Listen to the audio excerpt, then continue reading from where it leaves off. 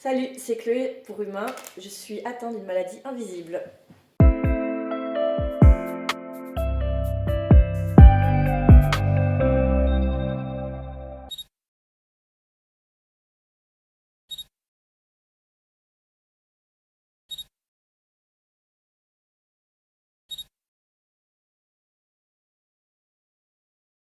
Salut Chloé, comment tu vas? Bien et toi?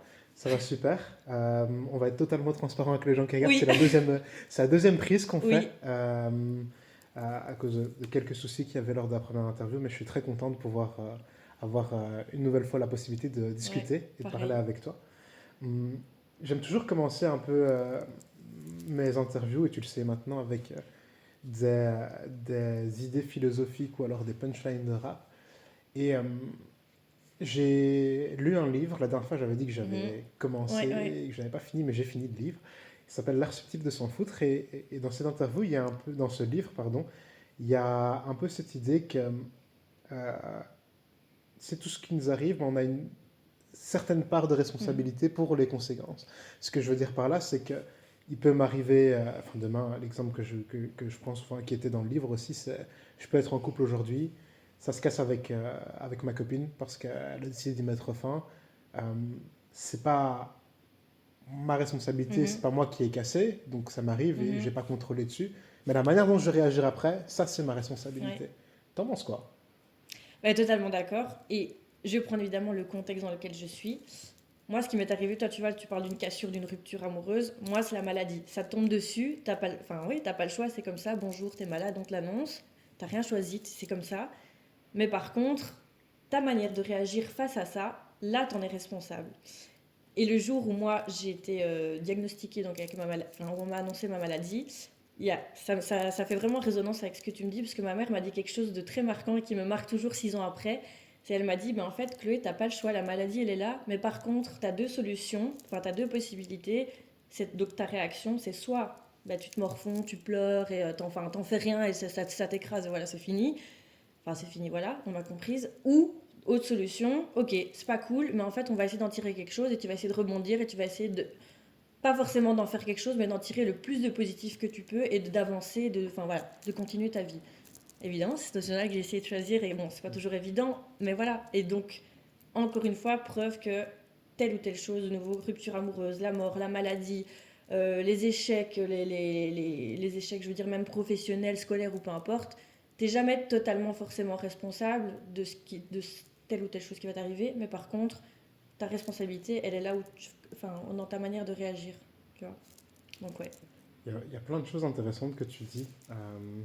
Mais avant que j'aille plus loin et que je creuse un peu plus par rapport à ce que tu viens de dire, ben, je vais commencer peut-être par là, mais du coup, toi, tu viens de, enfin, tu l'as Ouais. dit, mais tu es atteint d'une maladie. Ouais. Tu as même commencé l'interview en parlant de maladie invisible. Ouais. Est-ce que tu peux nous en dire plus de quelle maladie il s'agit et du coup, ben, qu'est-ce qu'elle implique?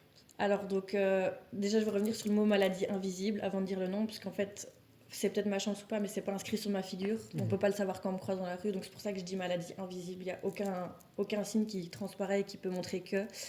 Et donc, la maladie dont laquelle je suis atteinte, c'est la maladie de Crohn. Ok. Donc, c'est une maladie auto-immune chronique qui touche le système digestif. Donc, ça peut toucher de la bouche à ton anus. Moi, je suis atteinte, donc là, principalement pour l'instant, c'est sur le gros intestin. Donc, je suis Mhm. atteinte plus ou moins sur 2 mètres. Donc, en fait, si tu veux, c'est ton système donc, immunitaire qui attaque enfin, ton tube digestif. Ok. Et il va tuer les bonnes bactéries, mais aussi toutes les mauvaises. Et donc, bah, t'as plus de vitamines, il y a une grande fatigue. Je parle pas des trucs pas glamour, etc., mais on se comprend. Mhm. Des douleurs extrêmement intenses. Ça, c'est vraiment les premiers symptômes qui se passent là, enfin tout de suite. Et évidemment, après, tu as toutes les conséquences, on va dire, indirectes. Donc, moi, j'ai des douleurs articulaires, j'ai des problèmes aux yeux, je perds beaucoup mes cheveux, etc. Et comme j'ai dit de nouveau, comme tu n'as pas de vitamines, mais en fait, ben, tu es obligé d'en prendre. J'ai 43 pilules à prendre par jour pour essayer de pallier à toutes ces carences que j'ai. J'ai envie de dire aussi, il y a toutes les conséquences après pas les symptômes, je veux dire direct, mais en fait, tu es obligé du coup d'être traité, de faire des régimes, Mhm. enfin, et il y a toute cette machine-là qui s'enclenche. Donc voilà. Comment, ça peut paraître aussi un peu absurde, mais comment on fait pour gérer finalement sa vie au quotidien quand il y a on a une telle maladie? Enfin, j'imagine que du jour au lendemain, Mhm. il y a tellement de choses qui doivent Mhm. changer. Bon, au début, enfin, on va pas mentir, c'est galère. C'est comme quand tu t'apprends la natation ou n'importe quoi. Enfin, je compare ça à un sport, mais tu sais pas en fait. Donc, tu dois tout apprendre. Et Mhm. tu te rends compte aussi avec le temps et avec des expériences, avec ce que tu traverses avec cette maladie, que t'as pas le choix d'être assidu et d'être, enfin, entre guillemets, tu vas concentré et d'être hyper régulier parce que tu sais que ça va avoir des conséquences. Donc, t'apprends et heureusement aussi, je suis bien entourée. Donc, j'ai aussi toujours ma maman qui me dit Chloé, t'as bien fait ton traitement, t'as bien fait ta petite piqûre du Mhm. mois. Oui, oui, oui, oui, maman, c'est bon, je suis ok. Et donc, évidemment, il y a plein de personnes autour de moi qui m'aident. Mais en fait, je pense que c'est un petit peu comme le sport ou comme n'importe quoi, comme je disais. C'est une manière de penser, et c'est en fait ça devient une routine, ça devient une habitude. Et maintenant, je suis drillée, ça fait 6 ans, mais donc je suis drillée à faire tous les matins, bah oui, à prendre toutes mes gélules. Je suis drillée à ah ben oui, je sais que ça je peux pas manger. Et j'essaie aussi de trouver des astuces pour me faciliter la vie. Mhm. Par exemple, comme je te disais, j'ai un régime très très spécial. Et ben en fait, avant, quand j'allais chez des gens, je m'amusais en fait à dire ok, je peux pas manger ça non plus, ça non plus. Ah oui, non, et les boissons, je peux pas faire ça. Il faut faire Mhm. attention que si quelqu'un fume, il faut aller. Et en fait, j'avais une liste mais énorme. Et en fait, maintenant, enfin, bête astuce, mais j'ai fait un message, tu sais, enfin, tout prêt. Et je l'envoie comme ça, j'ai plus à me tracasser. Et c'est des trucs où j'essaie de me faciliter la vie, mais tu te rends compte juste, t'as pas le choix. Et par expérience, de toute façon, même quand tu veux essayer de faire, oh c'est pas grave, pour une fois je prends pas ce médicament, ah c'est pas grave, Mhm. je peux quand même essayer de manger ça, c'est pas grave, mais essaye, essaye. Après, tu Et n'essayes plus, c'est fini, c'est bon, t'as compris. tu parles de traitement, Ouais. justement là. Est-ce qu'il y a un traitement avec cette maladie? Enfin, est-ce il y a quelque chose qui permet de pouvoir, à terme, Mhm. t'en Alors, sortir? c'est une maladie à l'heure actuelle incurable. Ok. Donc, je sais que je l'ai pour toute ma vie, Mhm. tant que la médecine ou la science n'a pas. Voilà. Mais par contre, tu peux traiter les symptômes. Et c'est ça le but. Donc, essayer ben, justement que tu n'aies plus de douleur, que ton système immunitaire en fait, se calme, etc. Et donc, moi, donc, je suis passée par une batterie de traitements. Et en fait, comme dans n'importe quelle maladie, je pense, je suis pas médecin, mais voilà. Tu commences au plus bas de l'échelle et en fait, tu gravis les échelons des traitements. Et moi, j'ai commencé avec des traitements à la cortisone qui me faisaient gonfler comme un ballon. Et puis, tu passes à. Qu'est-ce que j'ai fait bah, des petites gélules, on essaie des choses basiques, des probiotiques, etc. Et puis, on essaye des choses pour vraiment pour cibler au niveau de la douleur. Et en fait, là, je suis au stade où, pendant 2 ans et demi, ouais, 2 ans et demi, en fait, j'allais tous les mois à l'hôpital. Et en fait, pendant une demi-journée, j'étais avec. Je dis ça sans moquerie ni rien, mais dans la salle avec les petits cancéreux. Et Mhm. donc, j'étais sous perfusion et c'est 4-5 heures où tu restes et t'es perfusé. Donc, le traitement permet de diminuer ton immunité. Mais donc, il faut être conscient aussi que cela diminue partout dans ton corps. Donc, ça peut t'affaiblir partout ailleurs. Mais voilà, là, pour l'instant, on est à ce stade-là. Et tout récemment, là, ça fait 2 semaines que j'ai commencé moi-même les injections chez moi. Mhm. Donc, maintenant, au moins, je ne dois plus me taper l'hôpital, mais je me pique moi-même. Donc, voilà, on en est là. En entendant ton histoire, je me rends compte du coup, ben, fatalement, il y a les, ce que ça implique d'un point de vue physique. C'est une Mm. maladie qui te touche directement et dont tu vois les répercussions. Euh, mais il y a aussi une implication mentale. Il faut être solide mentalement quand tu me parles d'être dans la salle avec les personnes atteintes du Oui. cancer. Euh, du coup, j'en profite du coup pour revenir à une phrase que tu m'as dit au début. C'est cette phrase que ta mère Ouais. te dit quand on t'annonce que tu es Mhm. malade. Euh, soit tu as le choix, soit Mhm. tu te bats et tu rebondis, soit tu te laisses dévorer par la maladie. En gros, Ouais. c'est l'idée. Comment ça se passe? Enfin, comment ça se passe quand tu l'apprends? Comment tu l'apprends? Comment tu arrives à l'hôpital et on diagnostique cette maladie? Alors, ça s'est pas fait comme ça, malheureusement, c'est pas rapide. En fait, donc, ben, on est sorti du secondaire en 2016, 16. Ouais. merci, en juin 2016. Et j'ai eu un gros choc émotionnel à cette période-là.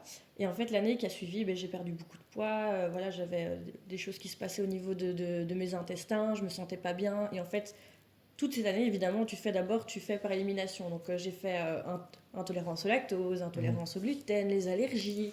J'ai fait des IRM, j'ai fait des radios. Enfin, j'ai fait une batterie de tests. J'ai arrêté de compter. Mhm. Et en fait, ben, finalement, j'ai été voir un gastro-entérologue fin de cette année-là. J'ai été hospitalisée 24 heures et anesthésie, coloscopie et tout ce qui s'ensuit. Et en fait, bah, à mon réveil, et ça, je me suis appris toute ma vie parce que mon père m'accompagne très rarement dans les rendez-vous médicaux, etc. Mm. Et là, je ne sais plus pour quelle raison, mais en tout cas, c'était lui qui était présent. Et on se retrouve face à ce gastro-entérologue qui annonce et qui dit voilà, donc vous êtes effectivement, vous êtes atteint de la maladie de Crohn. Et donc là, tu sais, c'est comme dans un. Enfin, pas comme dans un film, mais tout comme. En fait, moi, c'était le flou intersidéral et je me souviens juste que j'entends des mots maladie de Crohn, traitement, T'es immunosuppresseur. plus là en fait. Je suis là, T'es je suis là pas avec. là. Oui, physiquement, j'étais là, mais en fait, j'étais en mode off. Et en fait, le seul truc que je faisais, c'est que je regardais mon père. Parce qu'en fait, lui, en plus, il est extrêmement stressé au niveau de tout ça, bon, ce qui est normal, mais et je me dis, et je me suis toujours dit, purée, mais en tant que parent, Ouais. comment tu reçois cette information? Ça Et doit j'ai être plus. terrible aussi, Ouais, hein. c'est ça. Et je me suis même. Enfin, j'étais plus. Je vais dire. Enfin, pas là pour lui, tu sais, mais dans ce truc de, mon Dieu, comment il va réagir, comment il va prendre la nouvelle. Parce qu'en plus, j'ai l'impression qu'au plus le gastro parlait, au plus on allait crescendo dans les nouvelles, jusqu'au moment où moi, évidemment, j'ai entendu mon cancer, donc je me mets, Ouais, ok, donc là, ouais, tu te warning. dis. Ouais, et je me souviens que même mon père a eu une réaction de papa qui voulait défendre sa fille, mais en fait, il a commencé à s'énerver sur le gastro-entérologue parce qu'en fait, mais je pense justement, en tant que parent, on t'annonce à demi-mot que ton enfant est malade pour toute sa vie, que c'est un truc de nouveau, réaction, en fait, bonjour, welcome, voilà, t'es malade, tu l'as pas choisi, mais comment on réagit? Ben voilà, mon père a réagi Ouais. sous le coup de, même pas enfin, pas l'énervement, tu vois, autant que tel, mais je protège ma fille, je suis en colère et je trouve ça injuste comme situation. Moi, c'est comme ça que je l'ai perçu. Et voilà. Après, on n'a pas eu le choix, mais ça a été la première réaction. C'était vraiment plus, moi, j'ai souvenir de mon père, de comment lui, il a réagi. Mhm. Et après, tout ce qui s'en est suivi, c'était plus, bah, on a annoncé ça un peu à toute ma famille, voilà, comme si, en fait, j'avais été acheter une baguette à la boulangerie. Il n'y a rien eu de spécial, parce que même moi, je pense, j'ai pas fait le déclic tout de suite. Donc voilà. Tu dis que t'as pas fait le déclic tout de suite, mais du coup, le déclic, il arrive quand? Euh, Il arrive plusieurs mois après, où je suis réhospitalisée, parce que, donc, en fait, la panoplie de choses que tu dois faire avec cette maladie, c'est que tu dois tu dois faire les examens régulièrement. mhm. Et donc, plusieurs mois après, on refait des examens pour voir où on est l'évolution de la maladie. Et en fait, j'ai cette image où en fait, je suis sur le lit, le bloc opératoire. Et en fait, j'ai plein de médecins au-dessus de moi. Tu sais, j'ai les infirmières, les Ça doit être une image aides-soignantes. terrible, ça, hein. Ça, c'est Horrible. pas. Et là, je me suis dit, mais c'est bête, hein, parce qu'il n'y avait rien qui allait se passer. Enfin, je savais que j'allais même pas être opérée ni rien. J'allais avoir une anesthésie, on allait m'examiner, etc., faire des biopsies ou des petites choses. Mais je me suis dit, mon Dieu, je vais mourir, ça y est, je vais mourir. Et je me suis mise, je me souviens, mais à pleurer à chaudes larmes. Et je pleurais, je pleurais, je pleurais. Et l'infirmière adorable, d'ailleurs, merci elle si un jour elle me voit, mais elle m'a prise à main, elle m'a calmée parce que j'étais dans un état d'angoisse, je sais pas ce qui m'a pris, et je pense que c'est à ce moment-là que j'ai eu mon cerveau qui a switché, tu Mhm. sais, et aussi je me suis dit, ok, donc tout ça, voilà, tout ça, les médecins, les traitements, les piqûres, etc. Je me suis dit, ok, ça c'est mon quotidien maintenant, cool. Waouh. Euh, du coup, ouais, comme je le disais avant, mentalement, il faut. Tu prends le coup, mais Ouais. il faut pouvoir derrière assurer et être solide parce que ouais, c'est pas facile, quoi. Déjà que les hôpitaux, c'est pas Ouais, l'endroit. non, c'est pas fun. Bon. Je travaillais juste à l'accueil en tant que jobiste étudiant, j'aimais pas trop, alors dans ton cas, je sais même pas ce que ça doit être. Du coup, il y a eu ce déclic, mais Ouais. c'est quoi l'après? Comment ça se passe juste après ça? Parce que j'imagine qu'il y a. Tu sais, tu as eu pendant toute une série d'années ta manière de vivre Mhm. les choses, de voir les choses d'une certaine manière. Et puis d'un coup, on t'annonce du jour au lendemain, Ouais. boum, t'es malade. Il y a la réaction, ok, c'est quoi? Et tu dis, hein, t'entends ces Ouais. mots que personne n'a envie d'entendre, cancer et tout ce qui va avec. Mais après, dans la vie de tous les jours, comment tu dis, ok, c'est quoi la vie d'après? Comment Ouais. tu t'interprètes les choses après? Parce que j'imagine, d'un point de vue des perspectives et des choses, ça doit totalement changer. Bah, C'est plus la même ouais. chose. En fait, il y a eu. J'ai envie de dire, là, on pourrait parler, je pense, de ça pendant des heures, mais il y a eu plein de trucs où enfin, tu tiltes, tu vois les choses d'une manière différente et tu te prends des claques. Parce que, enfin, déjà, en fait, le premier truc qui me vient quand tu me poses cette question, même si c'est peut-être pas le truc le plus important, mais moi, ça a été le regard des gens. et mon entourage et les gens qui m'ont entouré dans le sens positif mais aussi négatif. Mhm. Parce qu'en fait, tu te retrouves déjà avec les gens qui ont de la pitié pour toi. Ça, c'est horrible. C'est horrible, t'as l'impression là vraiment littéralement que c'est écrit sur ta tronche. Mhm. Il y a les gens en fait qui te croient pas. Et en fait, Tu te crois pas? ah non, qui me croient pas, oui, non. Ils Parce sont en que mode, comme c'est pas, tu ah, sais, c'est une j'ai maladie pas un filet de invisible. bave ou j'ai pas, T'es pas malade, tu dis j'ai des pas trois bêtises. yeux, oui, c'est ça.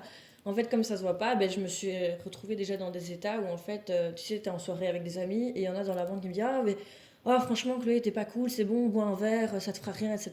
Je fais ok, tu veux vraiment? Et en fait, je me suis retrouvée, mais c'est vraiment débile après coup, mais je me suis retrouvée dans des états où je me suis forcée à boire un verre d'alcool pour montrer enfin, et leur pour que déjà juste ils arrêtent de m'emmerder, Mhm. voilà, on va dire le mot, parce que quand t'en as deux trois sur toi qui disent oh t'es pas cool, t'es vraiment chiante comme meuf, etc. parce que tu bois pas, bon, déjà ça c'est un débat, mais soit, et tu bois ce verre et après qu'est-ce qui se passe, ouais t'es mal, et ils disent ah c'est pas, ah Chloé cool, ah c'est pas drôle ça, bah non c'est pas Mhm. drôle, bah non.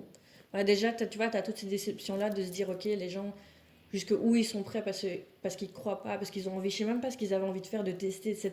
Et puis en fait, t'as ce truc de culpabilité de pourquoi en fait j'ai voulu prouver ça et tu perds des gens aussi parce qu'il y en a aussi beaucoup bah oui bah c'est pas drôle effectivement quand oui bah ça m'est arrivé quelques fois je dois annuler en dernière minute parce qu'en fait je suis pas bien et je suis pas capable physiquement ou que je suis trop fatiguée j'ai trop mal ou en plein milieu de la soirée ou du restaurant je suis désolée oui je dois me lever je peux plus en Et fait les gens comprennent pas. voilà donc t'as beaucoup de gens que tu perds parce que après voilà je m'en fiche hein. Maintenant tu vois après coup voilà ils sont partis ils Tu te sont dis que partis. c'est un mal pour un mieux. C'est ça. Mais après, tu as aussi de très très bonnes surprises. Il y a des gens, enfin, un nombre de personnes qui m'ont accompagné avec les petits cancéreux justement pendant des heures, qui m'ont fait rire. Enfin, je me souviens, enfin, il se reconnaîtra, mais j'ai un très très bon ami qui. On se voit pas souvent, mais en fait, il m'a accompagné, je me souviens le reste de ma vie. Il m'a fait un quiz pour me distraire à l'hôpital pendant des heures, tu sais, un quiz même sur le Sacré-Cœur et tout. Et on s'est repassé en revue les profs, etc. Enfin, et c'était super cool comme moment. Et c'est dans ces moments-là, je me dis, oh mon Dieu, ah, il y a quand même toutes ces personnes-là qui sont tellement bienveillantes et tu t'y attends pas ou des gens, ouais, comme je te dis, tu les vois pas tout le temps, tu n'as pas besoin de les appeler 10 fois, mais en Mhm. fait, le jour où tu les appelles une fois, Ils parce sont là. qu'ils sont là, et ils viennent dans un endroit qui est pas super plaisant, parce que le mercredi après-midi, pour aller boire un café avec leurs potes ou aller au cinéma ou faire un truc beaucoup plus fun, bah non, en fait, ils font le choix de venir me soutenir et d'être avec moi dans un moment qui est pas facile et en plus, ils sont enfin, hyper positifs parce qu'ils me distraient, tu vois. Ils me font oublier où je suis et j'ai l'impression, moi, que j'ai passé la meilleure après-midi de ma vie, tu vois. La force de l'entourage. C'est Tellement.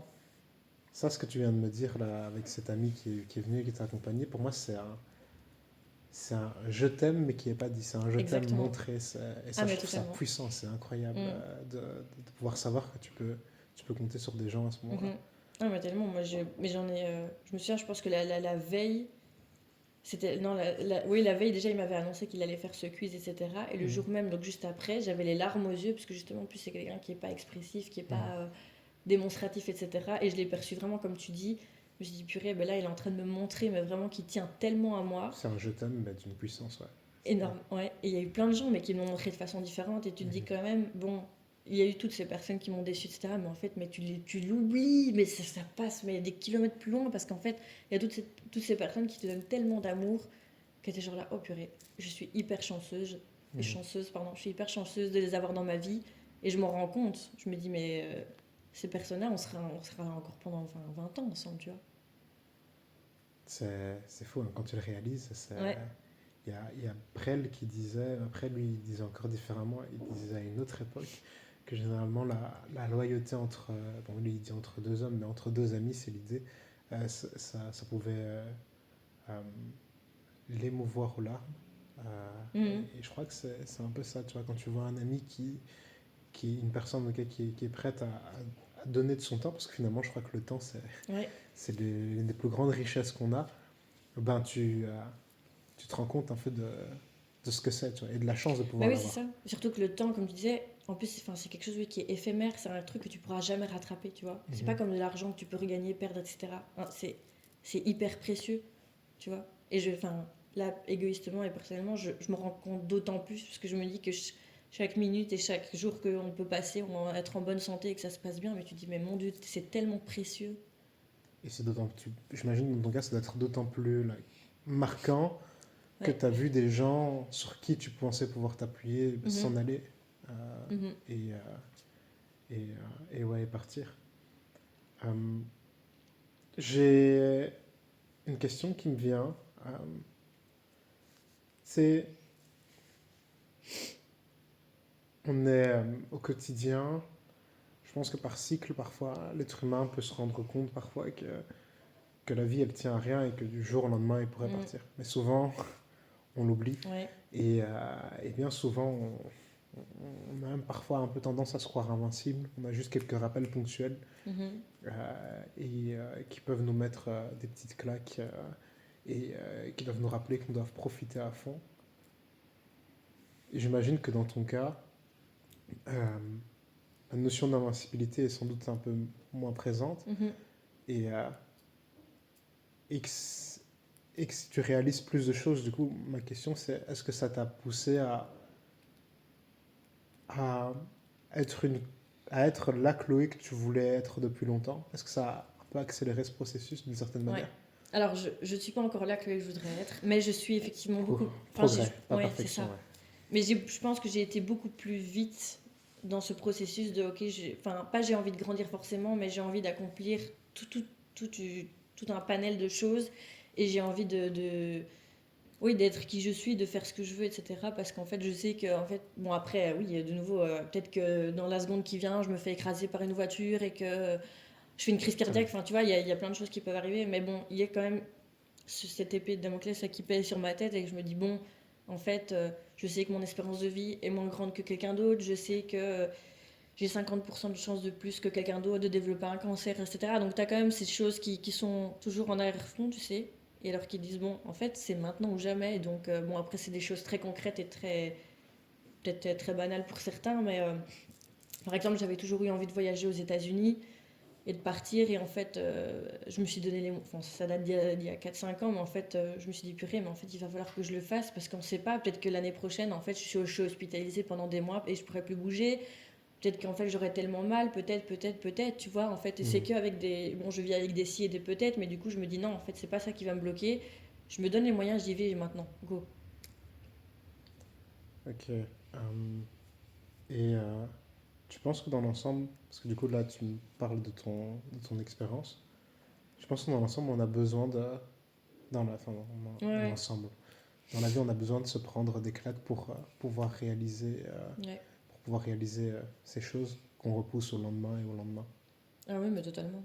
Enfin, je pense que après, tu as des opportunités dans la vie et Mhm. alors tu te dis, ah ben, why not faire ci, faire ça, etc. Mais tant que tu t'es pas pris certaines claques, ouais, certaines baffes, ben, en fait, tu fais pas les choses parce que tu te dis, oh, c'est bon, ah, je peux faire ça demain, je ferai ça l'année prochaine, ah, mais là, j'ai pas encore les moyens, ah, mais là, j'ai pas les personnes, ah, mais là, je sais pas encore l'environnement, mais il y a ci, mais il y a ça. Mais en fait, si tu te prends telle ou telle baffe, on l'a que ce soit la maladie, la mort, tu vois, si tu peux perdre un être cher aussi, ça te met une claque, Mhm. enfin, il y a plein de petites choses qui peuvent t'arriver.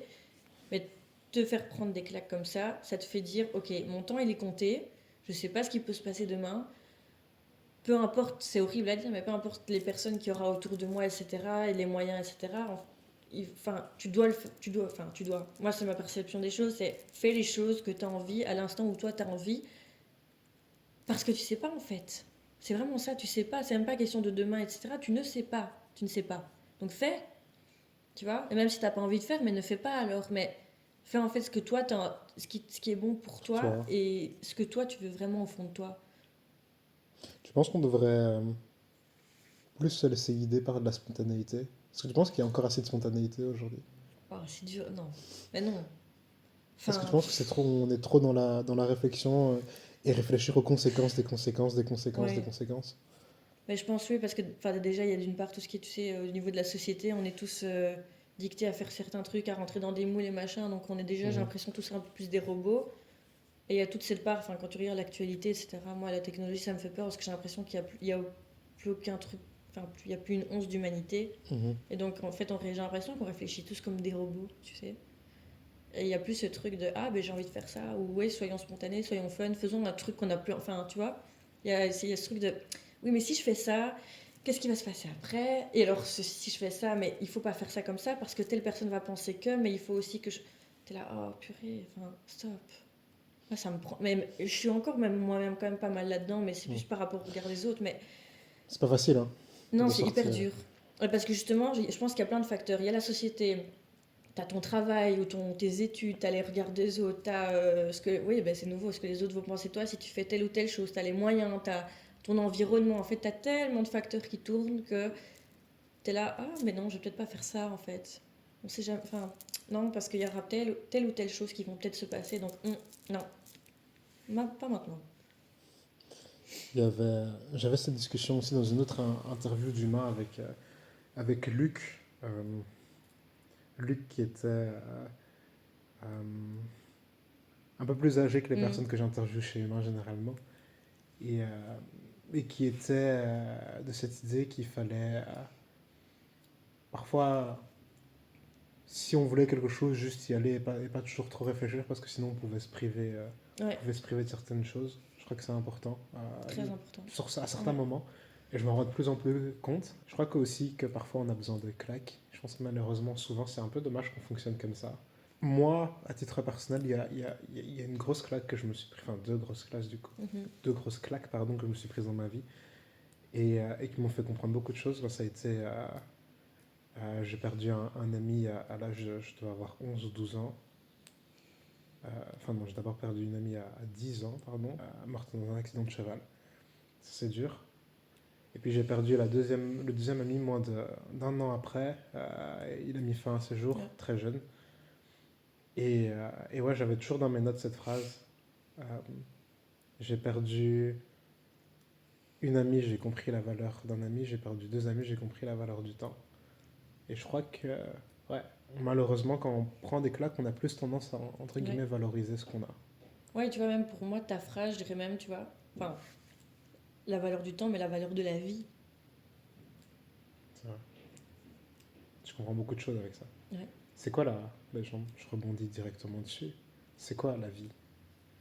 J'aime bien fonctionner par image, moi. Ok, Donc, je sais c'est pas très bien. si... C'est ta définition, Ouais. c'est ta vérité. Mais en fait, bon, et je vais être honnête, ça me vient pas que de moi, ça vient en fait, c'est de ma grand-mère qui un jour, ben, elle allait aussi, elle était sur la fin, elle.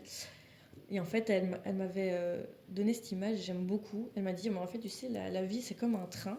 Et en fait, tu montes dans le train.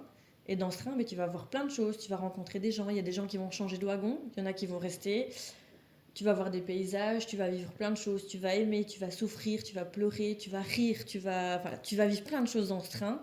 Et en fait, ben, tout au long de ce voyage, évidemment, aussi, il y a des gens qui descendent du train, qui Mhm. changent pas de wagon, mais qui descendent. Et ça représente, tu vois, la mort. Et donc elle m'avait dit, ben voilà, et un jour, ben, ce sera ton arrêt, ce sera fini. Donc, et j'aime bien cette idée parce qu'en plus, tu sais, le train, ben, comme il est en mouvement, ben, c'est un Mhm. petit peu ça aussi la vie, c'est le mouvement, c'est les choses qui évoluent, qui grandissent et qui se prolongent et qui continuent. Et en fait, que même si ça s'arrête pour toi, ça continue pour les autres. J'aime bien cette image.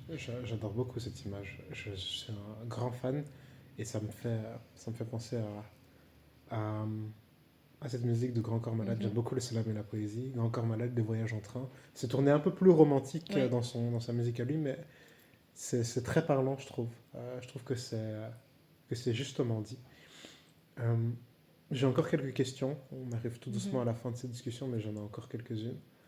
Est-ce qu'à l'heure actuelle, tu te considères comme quelqu'un d'optimiste, que ce soit à titre individuel, donc d'abord pour Mhm. toi, comme à titre collectif, est-ce que je dirais collectif, mais d'un point de vue de l'humanité, Ouf. sociétale. Euh, Personnel, je dirais que je pense que je le suis quand même pas mal. Évidemment, j'ai mes moments où je peux être râleuse et me dire que la vie est nulle et que c'est injuste, etc. Mais je pense que justement, de nouveau, avec la claque que je me suis prise, j'ai tendance à essayer de voir le bon côté des choses et à voir le verre plutôt à moitié plein qu'à moitié vide, tu sais. Et de me dire, ben, je vais essayer de trouver le positif dans chacun, dans chaque chose. Et que même voilà, par rapport à la maladie, mais en fait, j'ai quand même réussi à trouver des avantages de cette maladie. Mais je vais, tu vois, essayer de toujours trouver le positif dans chaque situation pour pas être dans ce mood négatif et de se dire la vie est nulle et c'est injuste et c'est horrible et je sais pas quoi faire, etc. Parce qu'en fait, je suis dans un stade où en fait, je trouve pas l'utilité à faire ça. J'ai besoin de mes moments, oui, comme je te dis, où je pleure, où je suis pas bien et je crie sur le monde et ma colère, etc. Ça dure 1 heure et c'est fini. Mais je veux dire, globalement, j'ai tendance à me dire, bah, déjà le positif attire le positif. Je suis d'accord avec Hein. ça, 100%. La loi de l'univers, tout ça, ça a été. Enfin, après, voilà, chacun ses croyances, mais moi, quand même, j'y crois beaucoup. Et je me dis justement, mais sois positive et le positif reviendra à moi aussi, tu vois, même par Mhm. rapport à cette maladie. Donc, je pense que personnellement, je le suis quand même pas mal. Après, au niveau de l'humanité, je, je déglutis. Ouais, j'ai senti que c'était Je, un peu compliqué. je suis mitigée. Mhm. Parce que, bah, on revient à l'entourage, enfin, tu vois, quand on en a parlé tout à l'heure, t'as des super bonnes surprises, des gens voilà, à qui tu C'est parles vrai. pas, ou des amis, tu sais que, enfin, tu passes un appel, tu envoies un message, ils sont là et c'est des personnes mais qui te portent et qui te lèvent et je serais peut-être encore même pas là sans eux, tu vois, Mhm. avec la force que j'ai aujourd'hui, mais c'est eux qui me tirent aussi et qui me poussent et qui me mettent vraiment la main au cul comme on dit et qui me disent allez Chloé, tu avances, tu continues. Mais il y a aussi toute cette part, ben, au-delà des gens, tu vois, qui m'ont déçu, etc. Je vais même un peu plus loin que notre sujet, je m'éloigne un peu peut-être, mais je me dis, quand je vois tout ce qui se passe à l'heure actuelle dans le monde, je perds foi vraiment en l'humanité. Et c'est pour ça aussi, parfois, ça choque les gens et je m'en fiche complètement, mais je me dis, je préfère la compagnie de mes animaux à celle des humains. Mhm. Vraiment. C'est horrible, hein. Mais parce qu'en fait, les animaux, enfin, en tout cas les miens, ne me trahiront jamais. Ils sont fidèles et ils n'ont pas besoin de enfin, tu vois, ils sont pas vicieux, il n'y a pas de vice, alors que dans l'humain, il y a du vice. Et c'est ça qui m'insupporte. Et je me dis, mais dans tout ce qu'on voit, même à la télé, tu regardes l'actualité, il n'y a pas un poste au journal où on parle pas de guerre, où on parle pas de C'est meurtre. difficile. Bon, après, tu vas me dire peut-être qu'ils sont là pour ça, les journaux, c'est juste faire du bruit, etc. Mais c'est horrible. Tu allumes ta télé, ah, Mentalement, c'est pas facile. c'est ça, il y a eu un meurtre là, il y a eu la guerre là. Où est-ce que le monde va bien, en fait? Tu vois, je suis vraiment dans ce truc de où est-ce que le monde va bien. La planète est en train de crever, les humains, il y a des guerres partout, etc. Il y a des bombes, il y a des machins. Ah, c'est bon. Moi, tu vois, là, oui, je perds foi en l'humanité, je suis en Mhm. colère, tu vois. Et à l'inverse, oui, de nouveau, je vais quand même terminer sur le positif, j'ai des très bonnes surprises, tu vois. Mhm.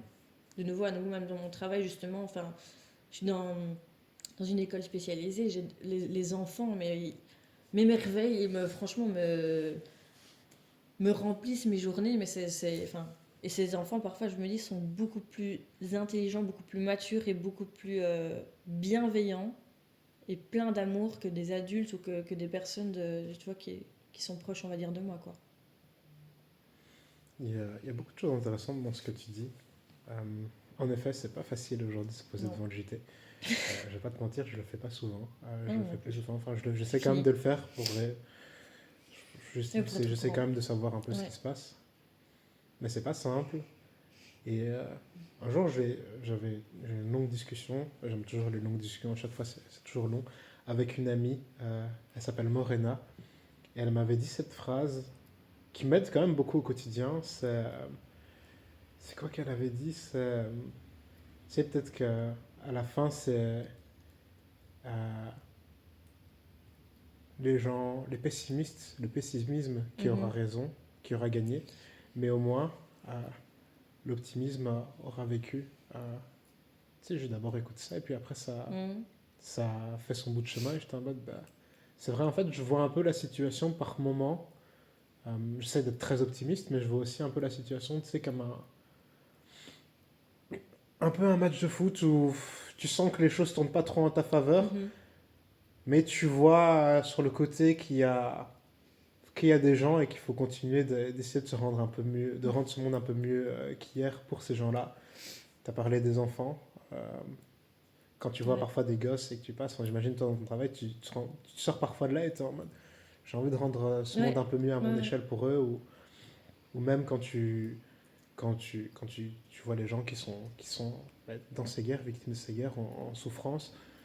Mais ouais, j'en conviens, c'est pas facile et on pourrait en parler pendant des heures, mais je pense qu'il faut juste essayer chacun à notre échelle de faire Ouais. du mieux qu'on peut. Et je profite pour te remercier parce que je pense qu'avec le message que tu délivres maintenant, tu contribues à rendre ce monde un peu mieux que la veille.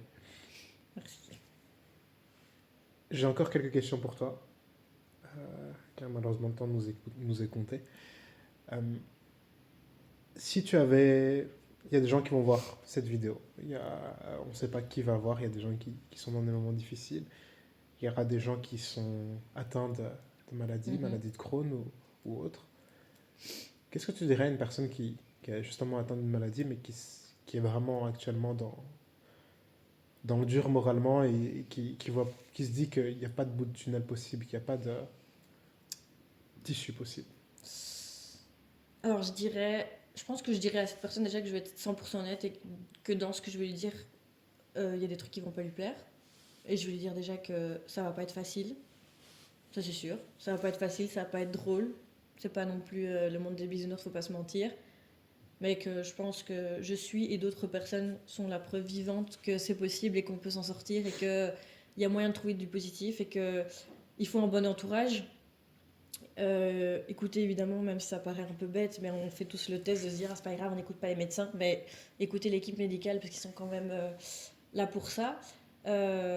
Et se dire aussi que en fait, se renseigner un maximum sur le sujet et se renseigner de façon intelligente, enfin tu vois, pas les conneries de on va sur Google et voir de quel cancer on va mourir et en combien de temps, etc. Et voir tous les 50 millions de symptômes qu'on peut avoir. Mais je dirais vraiment renseignez-vous et voyez autour de vous. Parlez à des gens aussi qui sont atteints de la maladie. Parce que récemment, en plus, c'est ça ça me fait écho. Il y a une connaissance à ma famille qui a appris qu'elle était atteinte d'une maladie voisine à la mienne. Et elle est venue me parler parce qu'elle avait besoin en fait d'aide, etc.